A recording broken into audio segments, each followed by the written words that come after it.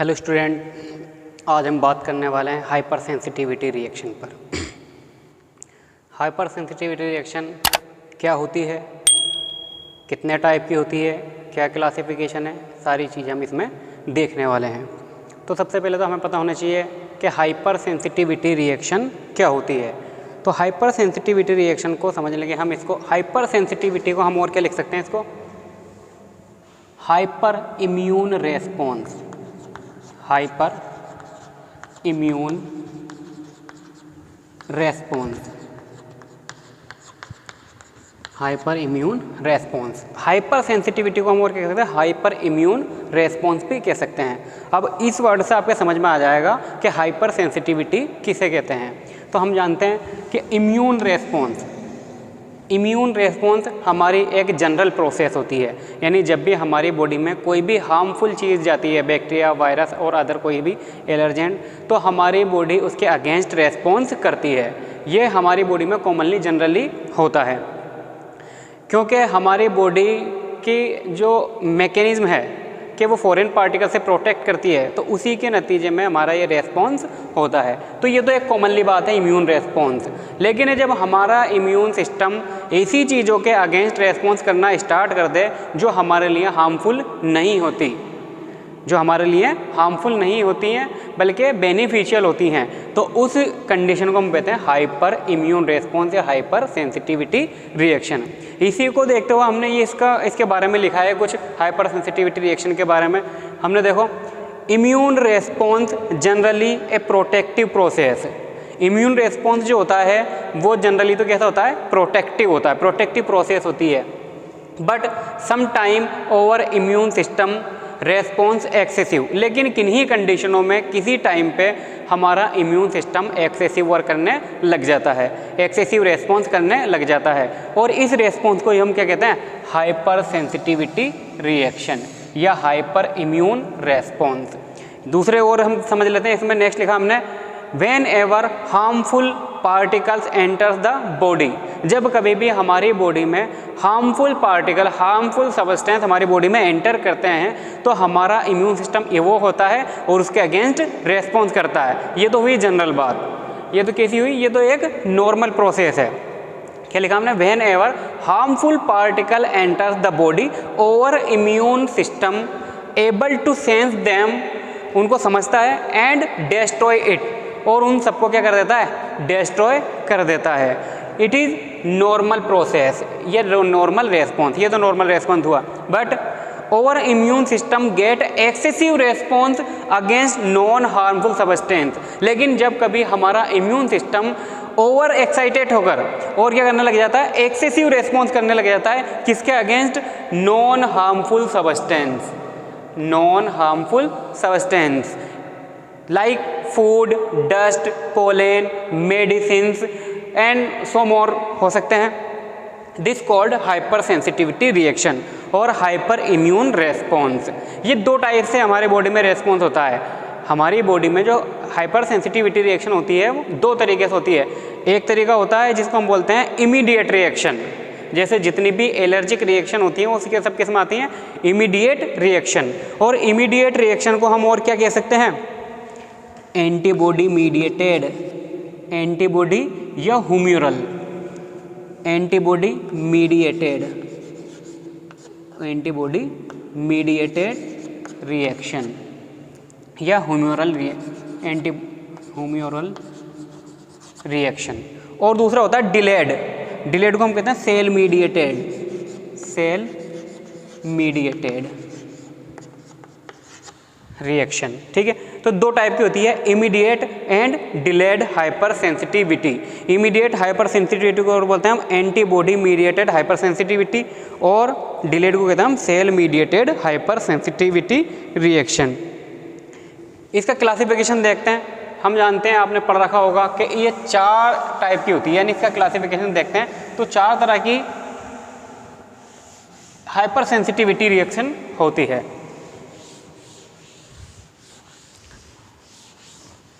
तो हम देखते हैं इसमें क्लासिफिकेशन ऑफ हाइपर सेंसिटिविटी। तो हम देखते हैं there are 4 type, there are 4 type.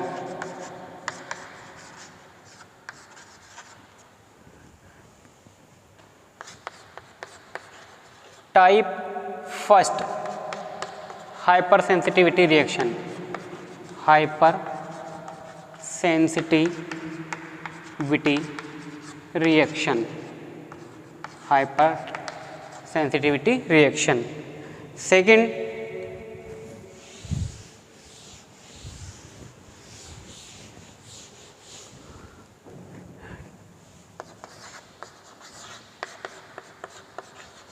Type 2 या type 2 hyper sensitivity reaction. And next third, type 3 hyper sensitivity reaction. And next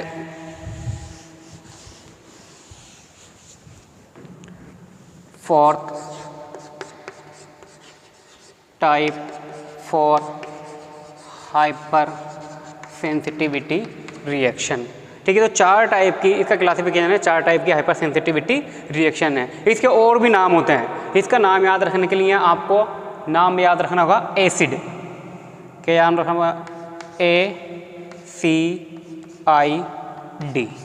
acid. Hyper type sensitivity first को हम कहते हैं anaphylactic, phyletic reaction, anaphylactic reaction. Second लिखा हमने सी, तो सी से क्या आता है? Cytotoxic reaction. तीसरा आता है immune complex reaction, immune complex reaction. और लास्ट में आता है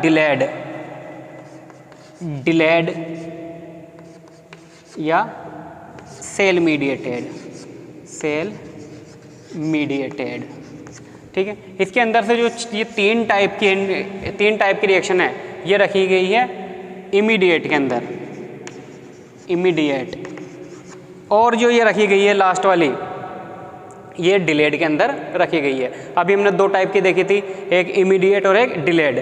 तो जो ऊपर की यानी साइटोटॉक्सिक, एनाफाइलेटिक और इम्यून कॉम्प्लेक्स वाली जो है, यानी type first, type second, type third, ये रखी गई है इमीडिएट हाइपर सेंसिटिविटी रिएक्शन में। और जो दूसरी है यानी लास्ट वाली टाइप फोर्थ वाली, इसको रखी गई है डिलेड हाइपर सेंसिटिविटी रिएक्शन के अंदर रखी गई है। अब हम एक एक करके इसको देखते हैं। तो हम देखते हैं type first hyper sensitivity reaction. अब हमने 4 टाइप की हाइपर सेंसिटिविटी रिएक्शन देखी थी, type first, second, third and fourth. एक एक का मैकेनिज्म देखते हैं, डिटेल से देखते हैं। तो फर्स्ट देखते हैं हम इसमें hyper sensitivity type first reaction. तो इसमें देखा हमने allergy is the classical example of type first hyper sensitivity reaction. And next लिखा है हमने ब्रोंकियल अस्थमा इज ऑल्सो। तो इसके ये एग्जाम्पल लिखे हैं, और भी एग्जाम्पल होते हैं, लेकिन एलर्जी क्लासिकल एग्जाम्पल है। यानी जो एलर्जी होती है हमें किसी भी फूड से, डस्ट से, पोलन से, ये सारी चीज़ें क्या कहलाती है? Type first hyper sensitivity reaction. तो हमने लिखा था allergy is the classical example of type first hyper sensitivity reaction and bronchial asthma is also. Next लिखा है हमने इसके अंदर मैकेनिज्म, यानी इसकी कार्य प्रणाली, ये हमारी बॉडी में कैसे अपीयर होती है। मैकेनिज्म का मीन्स होता है हमारी बॉडी में ये कैसे वर्क करती है, कैसे अपीयर होती है, कैसे डेवलप होती है। तो इसको हम बोलते हैं how to develop allergy in the body. We understand how to develop allergy in the body. Then it start, there are 2 phase, phase 1 and phase 2। Phase 1 को हम और क्या कहते हैं? सेंसिटाइजेशन फेज भी कहते हैं, और फेज 2 को हम रिएक्शन फेज कहते हैं। ठीक है, तो फेज फर्स्ट सेंसिटाइजेशन फेज, हम जानते हैं जब पहली बार हमें एलर्जी होती है, यानी पहली बार जब हमारी बॉडी में एक्सेसिव या अलॉट ऑफ एंटीजन इंसर्ट करते हैं, एंटीजन मीन्स है ना फॉरेन पार्टिकल, नॉट लाइव, यानी जैसे dust, pollen, medicines, peanuts, egg, foods, ऐसी कई सारी चीज़ें होती हैं जो हमारी बॉडी में एंटर करने के बाद वो हमारी बॉडी में एंटीबॉडी डेवलप कर लेते हैं, यानी एलर्जी डेवलप कर लेते हैं। तो इस चीज़ को बोलते हैं हम सेंसिटाइजेशन फेज। तो ये कैसे डेवलप करते हैं हम इसको देखते हैं। तो हमने लिखा first dust and pollen and other और चीज़ भी हो सकती है, हमने दो ही चीज़ लिखी है, जैसे मेडिसिन भी हो सकती हैं, फूड्स भी हो सकते हैं, एग भी हो सकते हैं, पीनट्स हो सकते हैं, बहुत सारी चीज़ें हो सकती हैं। हम अभी फिलहाल एग्जांपल के दौरान dust and pollen enters the body by lungs and skin, यानी हमारी बॉडी में डस्ट या पोलन एंटर कर जाते हैं लंग्स के द्वारा और स्किन के द्वारा। तो लंग्स और स्किन की सरफेस पर एंटीजन रिसेप्टर पाए जाते हैं जो उनको रिसीव कर लेते हैं। एंटीजन रिसेप्टर पाए जाते हैं, उनको जो भी डस्ट आती है, पोलन आते हैं, उसको रिसीव कर लेते हैं। और क्या करते हैं, दे हैव एंटीजन रिसेप्टिंग सेल, वो एंटीजन रिसेप्टिंग सेल रखते हैं कौन से, लंग्स और स्किन, जो क्या करते हैं कैप्चर एंटीजन को कैप्चर कर लेते हैं। और जिनको कौन ले लेता है, tag by T lymphocyte cells, जो किसके द्वारा ले ली जाती है, T lymphocyte, CD4 T lymphocyte के सेल के द्वारा ले ली जाती है, उसको टैग कर लिया जाता है। जिससे क्या होता है, these T cell expose to these antigen, और जैसे ही इसके सामने कौन आता है, ये एंटीजन आता है, कौन सा, जो भी एंटर किया है, बिकम मेच्योर, ये टी सेल मेच्योर हो जाती है। और मेच्योर टी सेल को हम क्या कहते हैं, mature naive CD4 T cell, क्या बोलते हैं इसको हम, mature naive mature CD4 cell, T cell. जो मेच्योर सेल हुई है, ये क्या करती है, mature T cell produce many chemical like interleukin 4, interleukin 5, interleukin 13, interleukin 21 and so on. Next लिखा है हमने, इंटरल्यूकेन 4 स्टिमुलेट बी लिम्फोसाइट, जो इंटरल्यूकेंट जो एंजाइम्स होते हैं, केमिकल्स होते हैं, उनका फंक्शन क्या होता है, तो इंटरल्यूकेंट 4 क्या होती है, हमारी बॉडी में जो बी लिम्फोसाइट होती है, बी लिम्फोसाइट सेल्स होती है, उनको स्टिमुलेट करती है ताकि वो कई प्रकार की एंटीबॉडी क्या करें, सीक्रेट करें। लेकिन यहाँ पर इंटरल्यूकेंट 4, क्योंकि इंटरल्यूकेंट बहुत सारे टाइप के होते हैं, इंटरल्यूकेंट 4 पर्टिकुलर बी लिम्फोसाइट को स्टिमुलेट करती है कि वो एंटीबॉडी ई को सीक्रेट करें। तो यहाँ पर हमने लिखा है interleukin 4 stimulate B lymphocyte to produce antibody IgE, यानी एंटीबॉडी ई, इम्यूनोग्लोबुलिन ई। ये एंटीबॉडी क्या करती है, तो ये करती है, ये हम जानते हैं कि एंटीबॉडी ई किस में हेल्प करती है, एलर्जी की रिएक्शन में हेल्प करती है। तो हमने लिखा these antibody attach to the mast cell and basophil, ये कहाँ पर अटैच हो जाते हैं, मास्ट सेल और बेसोफिल पे अटैच हो जाते हैं, क्योंकि मास्ट सेल पर और बेसोफिल पर रिसेप्टर पाए जाते हैं। एंटीबॉडी ई के जो FC रीजन होता है, उस FC रीजन के प्रति इसके अंदर रिसेप्टर पाए जाते हैं। इस रिसेप्टर का नाम होता है FC epsilon R1 receptor, FC epsilon यानी ER1 रिसेप्टर होते हैं। तो जैसे ही एंटीबॉडी ई किसके पास आती है, बेसोफिल के पास या मास्ट सेल के पास, तो उसका FC रीजन मैंने आपको जब एंटीबॉडी पढ़ाई थी आपको बताया था कि ये एंटीबॉडी की सरफेस एंटीबॉडी की स्ट्रक्चर होती है। तो एंटीबॉडी की ये जो स्ट्रक्चर होती है तो क्या कहलाती है, FAB, और जो नीचे वाली होती है इसको क्या कहते हैं, FC रीजन। फैब रीजन से या वेरिएबल रीजन से हम जानते हैं यहाँ पर ये क्या होता है, एंटीजन बाइंडिंग साइट, क्या होता है, एंटीजन बाइंडिंग साइट होती है। जबकि FC रीजन ये क्या होता है, कांस्टेंट उसमें आता है, ये किसी भी दूसरी और सेल से अटैच होने का काम आता है, जैसे बेसोफिल या मास्ट सेल से।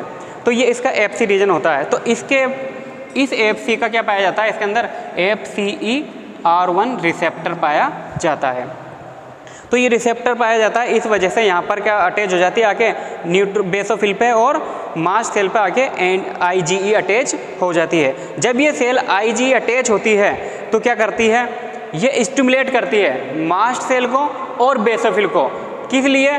To produce a lot of chemical, कि वो एक बहुत सारी मात्रा में केमिकल रिलीज करे। इन केमिकल को हम इन्फ्लामेशन मीडिएटर भी कहते हैं। ये केमिकल रिलीज होते हैं उनको हम क्या कहते हैं? इन्फ्लामेशन मीडिएटर भी कहते हैं। तो यहाँ पर ये बेसोफिल पे जब अटैच हो जाती है तो अटैच हो जाने के बाद ये क्या करती है? अब सेल क्या हो गई? सेंसिटाइज हो गई। कैसे सेंसिटाइज हो गई? कि मास्ट सेल जो नॉर्मली थी अभी उस पर आके क्या अटैच हो चुका है? IgE antibody. जब IgE, मान लीजिए ये क्या है? मास्ट सेल या बेसोफिल, मास्ट सेल, इसकी सरफेस पे आकर IgE अटैच हो जाती है। ठीक है, ये अटैच हो जाती है तो इसको बोलते हैं अब हम सेंसिटाइज्ड सेल। क्या बोलते हैं इसको हम? Sensitized cell. अब ये हमारी बॉडी में किसका इंतज़ार कर रही है? Next exposure of same antigen. Same integer के आने का इंतज़ार करती है। तो ये पहला फेज यहाँ पर कंप्लीट होता है। अब जैसे ही नए एंटीजन आते हैं, यानी वही सेम एंटीजन दोबारा से हमारी बॉडी में एंटर करते हैं तो रिएक्शन फेज स्टार्ट हो जाता है। तो हम देखते हैं नेक्स्ट रिएक्शन फेज।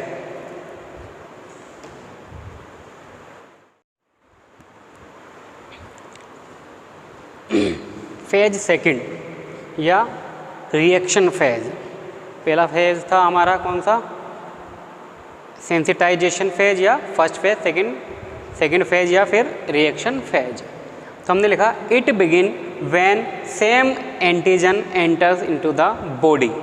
जब सेम एलर्जेंट हमारी बॉडी में एंटर्स करेंगे, यानी जिसके अगेंस्ट IgE एंटीबॉडी बनी थी और वो मास्ट सेल से जाके अटैच हुई थी, वही एंटीजन यानी डस्ट या पोलन हमारी बॉडी में एंटर करते हैं, री एंटर करते हैं, तो क्या होता है? Since IgE antibody attach to mast cell and basophil, जबकि वो सेल जो पहले से ही प्रेजेंट है, कौन सी प्रेजेंट है? मास्ट सेल और बेसोफिल, जिस पे IgE एंटीबॉडी अटैच है, वो क्या करती थी? Recognize these antigen. वो क्या करती है? इन सेल को एग्जामाइन करती है और ढूंढ लेती है और उनको अटैच कर लेती है अपनी सरफेस पे। तो एग्जामाइन दीज एंटीजन यानी डस्ट एंड पोलन, एंड क्या होता है फिर? Signal to cell. फिर वो क्या कहते हैं? जैसे ही सेल पे, जैसे ही मान लीजिए ये हमारी मास्ट सेल, इस पे ये एंटीबॉडी अटैच थी, ठीक है, जैसे ही इसके पास दोबारा से डस्ट या पोलन आएंगे तो वो इसकी कौन से रीजन पे? फेब रीजन पे अटैच हो जाते हैं आके। जैसे ये फेब रीजन पे अटैच होते हैं, ये सेल क्या हो जाती है? एक्टिवेट हो जाती है। क्या हो जाती है? एक्टिवेट हो जाती है to produce a lot of chemical, कि एक केमिकल रिलीज करे।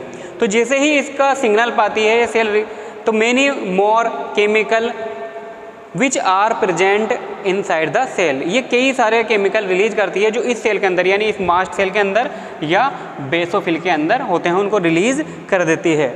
और these chemical now as mediator of inflammation, और ये जो केमिकल रिलीज हो रहे हैं ये किसका काम करते हैं? मीडिएटर का। और मीडिएटर भी किसके लिए? इन्फ्लेमेशन के लिए। और हम जानते हैं फिर अगर इन्फ्लेमेशन होती है तो उसके क्या सिम्टम्स आते हैं हमारे?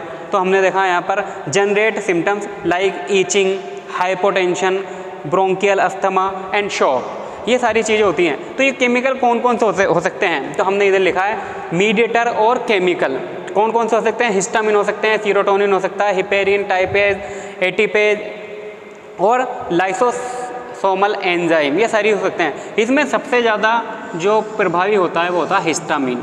हिस्टामिन रिलीज होता है जैसे ही एंटीबॉडी के कॉन्टेक्ट में क्या आएंगे? एंटीजन आएंगे। FB रीजन पर क्या अटैच हो गए? एंटीजन, और FC रीजन अटैच है किससे? बेसोफिल या फिर मास्ट सेल से।